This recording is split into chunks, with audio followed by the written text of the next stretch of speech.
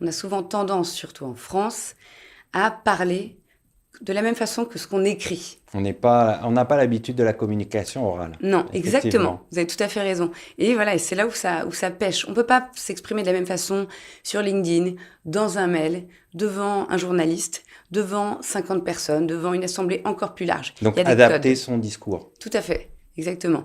Et en plus, on voit dans les chiffres qu'il y a à peu près 82% de femmes qui sont dans la vie active, qui pensent à l'entrepreneuriat. Parce que ce que je trouve intéressant, c'est de rappeler que l'entrepreneuriat, c'est bien pour celles qui cherchent justement à rentrer dans la vie active. Mais nous, ce qu'on voit chez Wiscom, on accueille énormément de femmes qui sont DRH, DG même, qui ont des postes à haute responsabilité.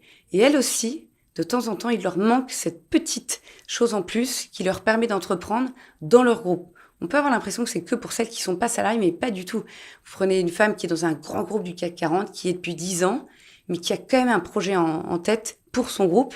Et bien pour moi, elle a la même problématique que quelqu'un qui n'est pas salarié. Et encore une fois, la solution, c'est de se former. C'est d'adopter les codes de l'oral, de l'oralité, et d'avoir un message clair, impactant.